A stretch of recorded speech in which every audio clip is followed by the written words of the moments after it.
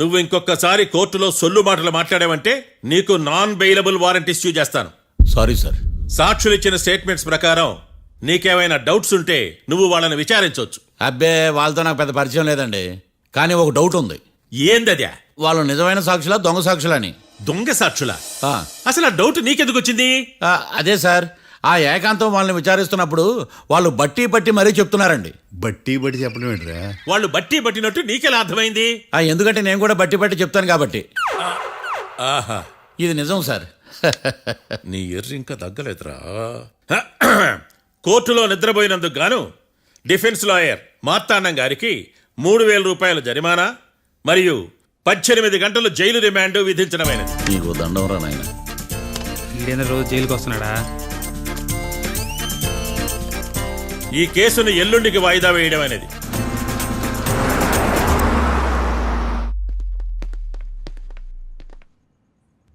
Hi.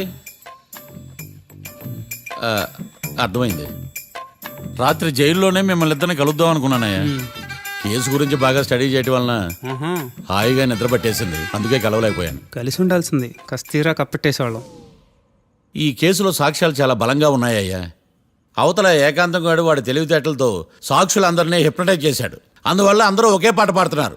నేను కూడా అతి తెలివితో ఆలోచించి ఒక నిర్ణయానికి వచ్చాను. మనం సాక్షులను మార్చేద్దాం.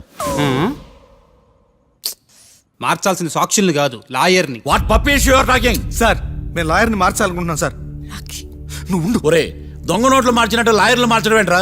నో, ఈ మిషన్ ఇంపాసిబుల్ కి నేను ఒప్పుకోను. సార్, ఈ జనరేషన్ లో లాయర్స్ చాలా అప్డేటెడ్ గా ఉన్నారు, మీరగా అవుట్డేటెడ్ గా లేరు. ఒరే, మీ జనరేషన్ లో రామాయణం అంటే కిడ్నాప్ కేసు అని, మహాభారతం అంటే ప్రాపర్టీ కేసు అని భ్రమలో ఉన్నారు. కాస్త ఓపిక ఉండాలరా దేనికైనా.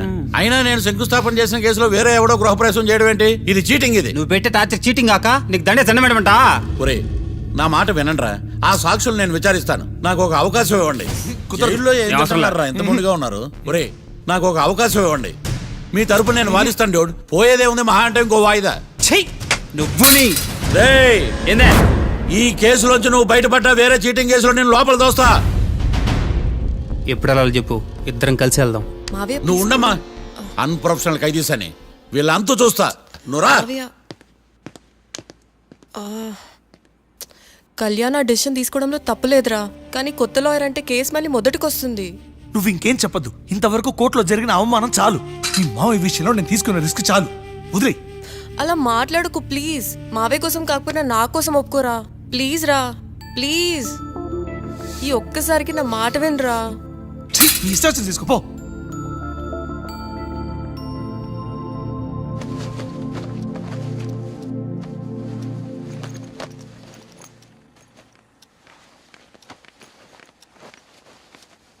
సారీ మావయ్య, వాళ్ళేదో టెన్షన్లో నీతో అలా మాట్లాడారు.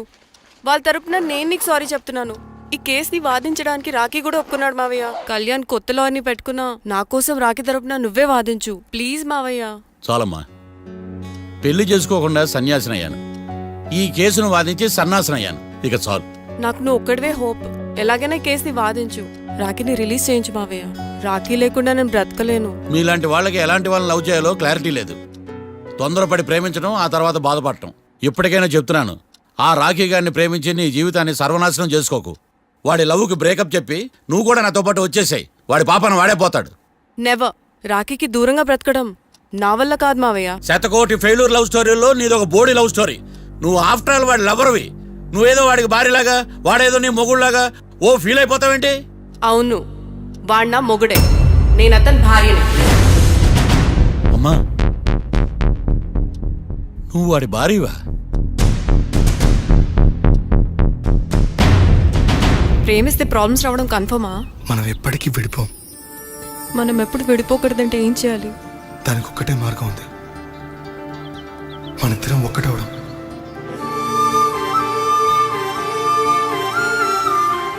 నీకు ఇష్టం లేకపోతే వదిలే. మనం ఎప్పుడు ఒకటవుదాం.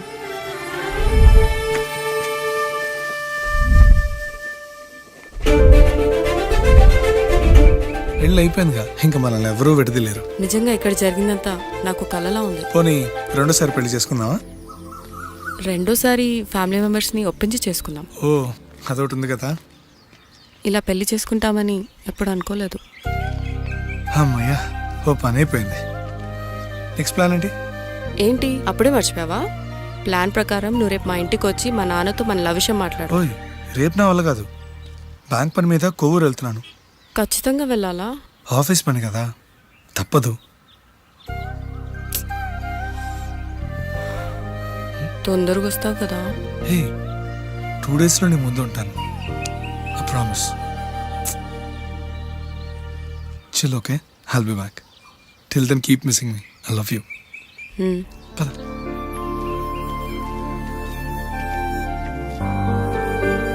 అలా ఆఫీస్ పని మీద వెళ్ళిన రాకి ఈ కేసులో ఇరుక్కున్నాడు మావయ్య. ఇంట్లో వాళ్ళకి తెలియకుండా ఎంత పనిచేసావమ్మా.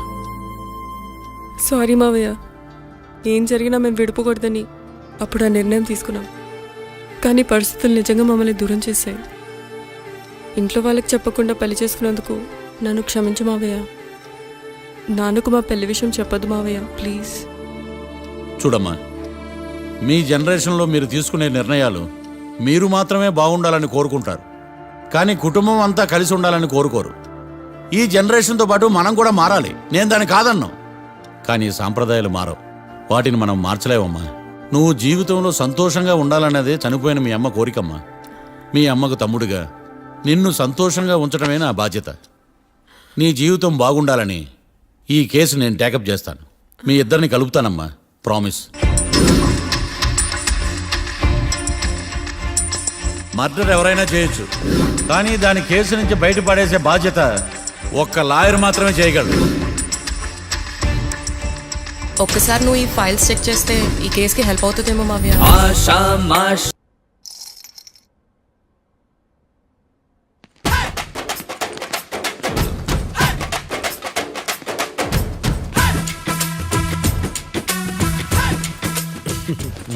మ్యాటర్ ఏంటి? వాడే సార్ నాకు వార్నింగ్ ఇచ్చిందే, మీ వాదన వేగంతో ఈరోజు కోర్టు అంతా తత్తరిల్లిపోవాలా. ఆశపడుతున్నావా? కేసును భూచక్రాల పరిగెట్టిస్తా, జరుగు. నువ్వు బాగా పెద్ద ముదురులా ఉన్నట్టున్నావే. నువ్వు జాలి ఎల్ఎల్బి మరి. చూడు, నువ్వు దద్దని వాళ్ళకి అర్థమైపోయిందిరా, అందుకని ఒక కొత్త లాయర్ని తీసుకొచ్చారు. ఇంక నువ్వు అన్నీ సర్దుకుని బయలుదేరు. ఏ?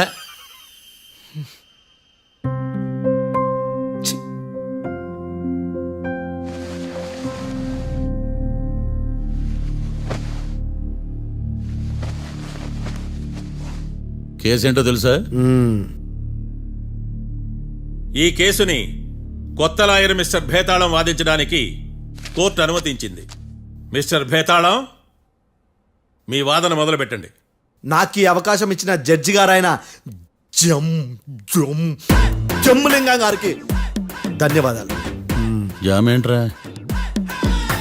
అబ్బో, నువ్వేం టెన్షన్ పడకు, నేను చూసుకుంటా. యువర్ ఆనర్, ఈ కేసులో నా క్లయింట్లు నిర్దోషులు యువర్ ఆనర్.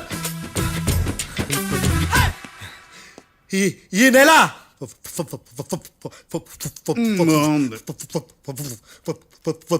ఫోర్త్న కాట్రా సింగ్ అనే వ్యక్తిని మర్డర్ చేశారు యువర్ ఆనర్. నా క్లయింట్స్ కి మర్డర్ కి ఏ సంబంధం లేదు యువర్ ఆనర్. ఈ కేసుకు సంబంధించి పబ్లిక్ ప్రాసిక్యూటర్ గారు సబ్మిట్ చేసిన సాక్షుల ఆధారంగా నా క్లయింట్ అని శిక్షించరాదని ఈ కోర్టును బ్రతిలాడుకుంటున్నాను యువర్ ఆనర్. అమ్మయ్య, ఈ కేసు ఇప్పుడు ఎప్పుడైతే వెళ్దాం. Give me water. బాగా వాదించానని కుళ్ళుని యో ఈ నత్తి అందయ్యా, భలే వాయించానులే. భలే వాదించా. Thank you your honour. యో ఏందా వాదించడమా? అంటే కోర్టుకు వచ్చినప్పుడల్లా నాకు నత్తి కొంచెం ఎక్కువైంది.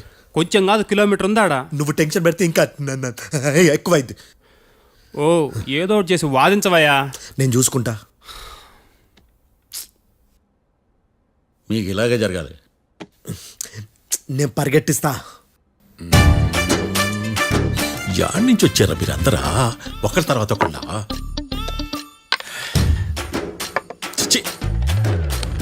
మిస్టర్ భేతాళం, ఎస్ ఇంకా నీ పర్ఫార్మెన్స్ ఏమైనా మిగిలిందా? యువర్ ఆనర్, సాక్షులను క్వశ్చన్ చేయడానికి ఆశపడుతున్నాడు యువర్ ఆనర్. థ్యాంక్ యూ ఆశపడ్డమేందయ్యా, అది నీ డ్యూటీ. కేసు గానివయ్యా, పొద్దు గట్టుందే. అసలే నీ నాదస్వరానికి పావులు చేరిన జాగ్రత్తయ్యా. భద్రం భద్రం భద్రం. కాపాడు స్వామి. పరిగెట్టిస్తా. Thank you your honour. ఈ దద్దిగాడి కన్నా అది దద్దిగాడే బెటర్. ఈడు కాలికే కజిన్ బ్రదర్లో ఉన్నాడు. చిచి, ఇది నాకు అంటుకునిలా ఉంది. ఇది నీ పేరేంటి? భద్రం సార్. మర్డర్ జరిగిన ఆ టైంలో నువ్వు అక్కడ ఏం పీకుతున్నావు? టిఫిన్ తింటున్నాను సార్. అర్ధరాత్రి ఆ టైంలో టిఫిన్ తింటున్నావు అంటే నువ్వు ఆ రోజు ఏంటి సార్? ఏం లంచ్ చేయలేదా అని అడుగుతున్నా. ఓ లంచా? ఆ రోజు మధ్యాహ్నం వద్దులే, ఆ రోజు మధ్యాహ్నం భోజనం చేశాను సార్.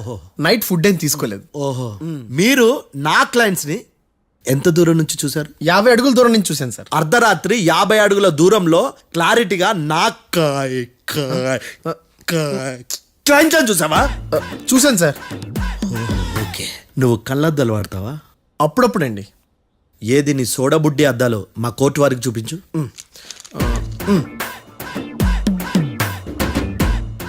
చూపించాలి, లోపల పెట్టు. హత్య జరిగిన రోజు నీ కళ్ళద్దాలు పెట్టుకునే మా క్లయింట్లను చూసావా? లేదు sir. Medical miracle is gone. Notice this point your honour. ఇప్పుడు ఇక్కడ కూడా అద్దాలు జేబులో పెట్టుకొని ఉన్నాడు. ఎస్, ముఖ్యంగా ఈ కేసులో A1 ప్రత్యక్ష సాక్షివి, పైగా సైట్ పేషెంట్వి. కొవ్వెక్కి డాక్టర్ రాస్ ఇచ్చిన కళ్ళద్దాలు పెట్టుకోకుండా నా క్లయింట్లను అంత దూరం ఎలా చూడగలవు? I question your answer. బేతాళం. I question your answer. I say ఇవి రీడింగ్ గ్లాసెస్. వీడికి కళ్ళు దుబ్బాయని ఎలా ప్రూవ్ చేయలేబా? ఎస్, నా క్లయింట్ చొక్కాల గుండెల కలర్ చెప్పగలవా? ఒకటిది నలుపు, ఇంకొకటిది తెలుపు. నీకు అద్దాలు పెట్టుకుంటేనే సరిగ్గా కనిపించదు.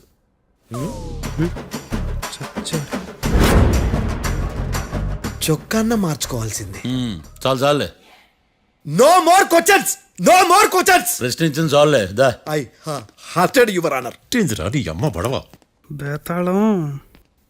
బేతాళం, మంచినీళ్ళు తాగు. మిస్టర్ డిఫెన్స్ లాయర్, మీరు సాక్షులను విచారిస్తారా? ఇప్పుడు చూడు, కేసు ఎలా వాదిస్తాను. కమ్మరి కట్టలు తిని కోర్టుకు రావటం కాదు. Yes your honour. ఆ దద్దోజనంగాడు నాకు ప్లేట్ మిల్సే, నీకైతే ఫుల్ మిల్సే పో.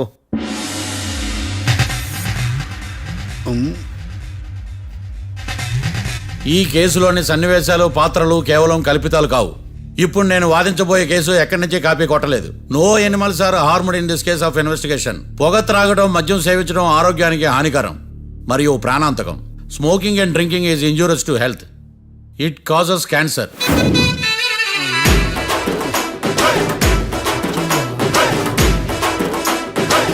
అయ్యిందా నీ కచేరీ మేడమా?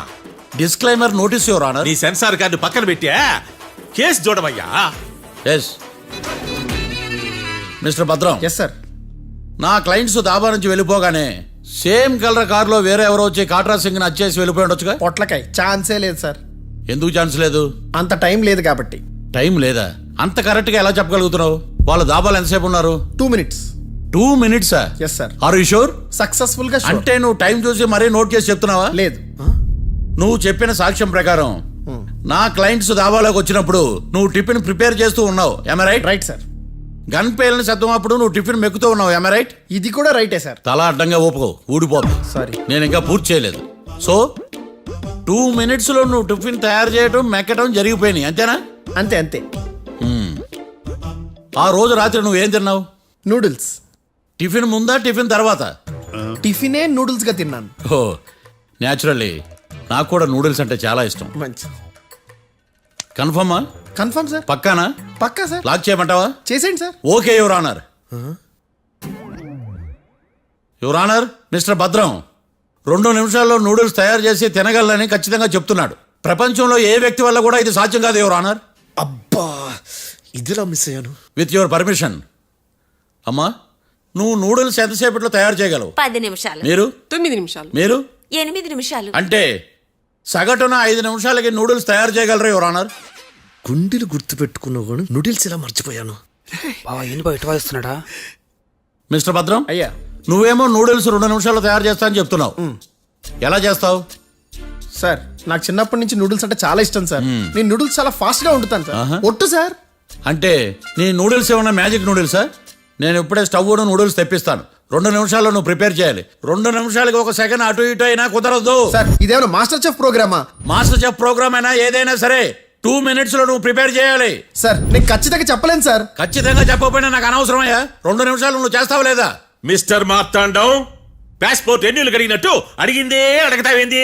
ఇక గాని 2 నిమిషాల్లో నువ్వు నూడిల్స్ తయారు చేస్తావా లేదా? సార్ ఈ క్వశ్చన్ కాకుండా ఇంకా వేరే క్వశ్చన్ ఏదైనా అడగండి సార్. అడగనయ్యా. Objection your honour. Defence lawyer తన కంగారు పడుతూ సాక్షిని కూడా కంగారు పెడుతున్నాడు. Objection over ruled. మార్తాండం, ఇక నువ్వు గాని కోర్టుకి ఇది చాలా ఇంపార్టెంట్ క్వశ్చన్. 2 minutes లో నువ్వు నూడిల్స్ తయారు చేయాలి. సార్ సార్ నా వల్ల కాదు సార్. ఎందుకు కాదు? సార్